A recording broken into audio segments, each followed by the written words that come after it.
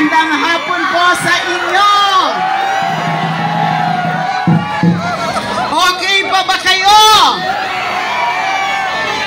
Kayong lahat dito, mga iba-ibang grupo, iba-ibang mga sektor, lalo na yung mga kabataan, yung mga estudyante, at yung iba pang mga grupo dito, magandang hapon po sa inyong lahat. Dismayado tayo. Hindi lang tayo dismayado, galit na rin tayo. Diba? Galit na ba kayo? Kasi ako galit na. Dahil nga po sa naging kilos nila nung mga nakaraang buwan o linggo. Diba? Yung mga nakita nating pagkikilos nila. Natawag na sila ng iba-ibang pangalan ng ilan sa mga senador. Ang mga tawag sa kanila ngayon, mga duwag, tuta, hugas kamay, protektor ng makapangyarihan. At sa ginawa nila kagabi, yung ginawa nung 18 sa kanila, na ibinalik yung complaint at articles of impeachment sa House of Representatives na isang paglabag, malaking paglabag sa ating konstitusyon. Hindi yang sang-ayon sa konstitusyon, hindi yang sang-ayon sa rules of impeachment. Dahil ho sa ginawa nilang yon, pwede pa rin ho tayo, meron pa ho tayo pwedeng itawag sa kanila. Mga sobrang kapal ng mukha. Mga naghahari-harian. Mga walang hiya. Hindi man nila nagawa na magkunwari o magpanggap. Harap-harapan ay pinamukha sa atin kung sino talaga ang kanilang pinaglilingkuran o sino ang linilingkuran nila. Hindi ang ating konstitusyon, hindi ang hustisya, hindi ang ating mga patakaran, hindi yung mga mamamayang nagluklok sa kanilang pwesto. Ang kanilang boss, hindi ang taong bayan, kundi ang sarili nilang interes at kapwa nilang mga ganit at uhaw sa kapangyarihan. Nakita na natin ito, napanood na natin ang ganitong eksena. Diba? At alam natin na kung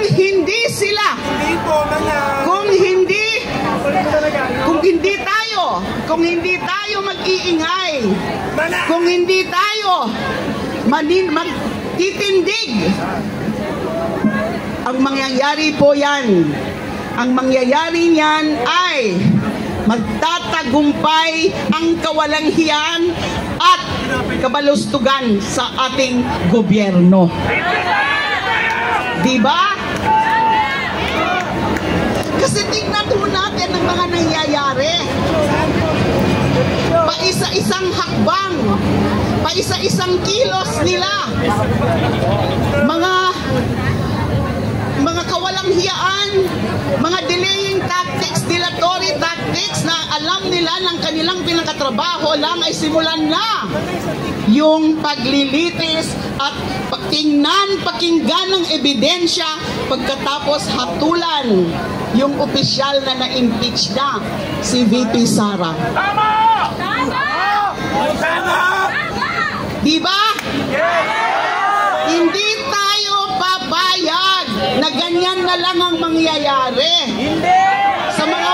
Sa mga pagkukunwari nila na hindi naman talaga sila nang kukunwari, nalantaran na po ang kanilang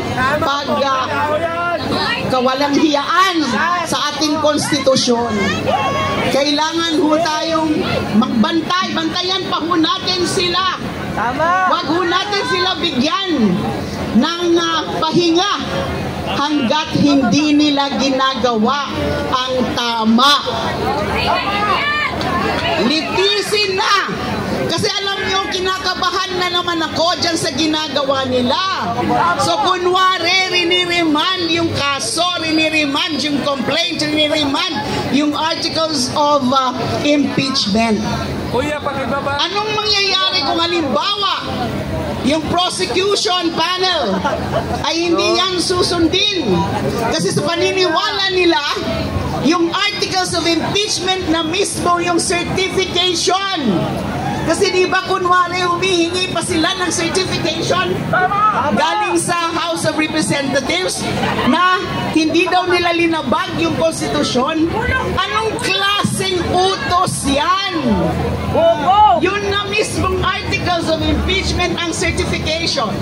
The very fact that they transmitted the articles of impeachment to the Senate, that means that they believe and they are certifying, that they're attesting to the fact that everything that they did was in conformity with the Constitution. Meron ang tinatawag na presumption of constitutionality and presumption of regularity. Linalabag nila yan. Tsaka isipin din po natin na yung House of Representatives and the Senate are co-equal bodies, co-equal institution. Hindi na po natin tinatawag na upper house or upper chamber ang Senado. Hindi na rin po natin tinatawag na lower house or chamber yung House of Representatives. Kasi sila nga ang Kongreso. They are co-equals. So hindi pwedeng ginaganon na lang ng Senado ang House of Representatives. So tuloy lang po ang laban natin. Huwag mo tayong hihinto. Huwag mo tayong mananahimik. Mabuhay po tayong lahat.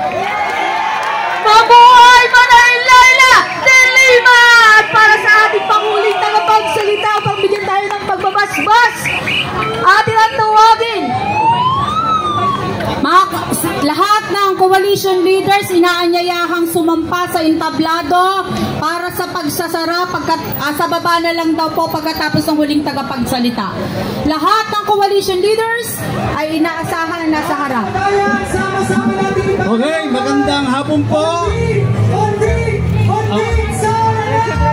Tayo po nasa isang laban na kung saan kailangan. Ang impeachment complaint na yan ay hindi lang po gawa-gawa ng kung sino-sino. Ang impeachment complaint na yan ay nakabase sa mga papeles na inimbestigahan ng Kongreso na lumalabas na may kung ano-ano mga pangalan.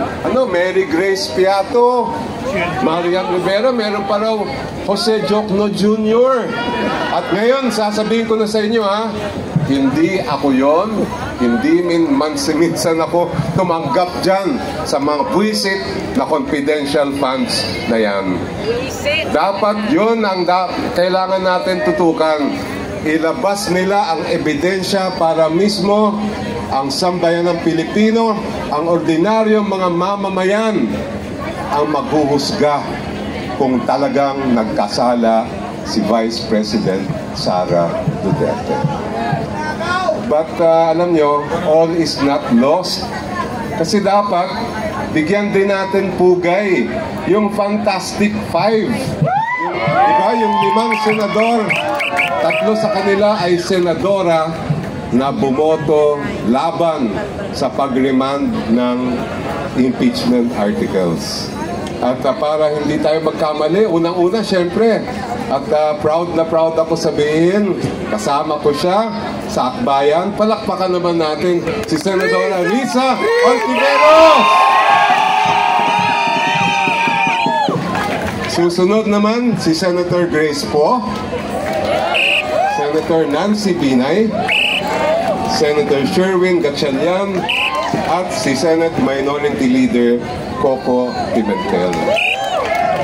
Kailangan po, kahit pagod na tayo, kailangan tuloy-tuloy yung pagsisigaw natin dyan sa gusali na yan. Sundin nyo ang konstitusyon ngayon. Sundin nyo ang utos ng bayan. Maraming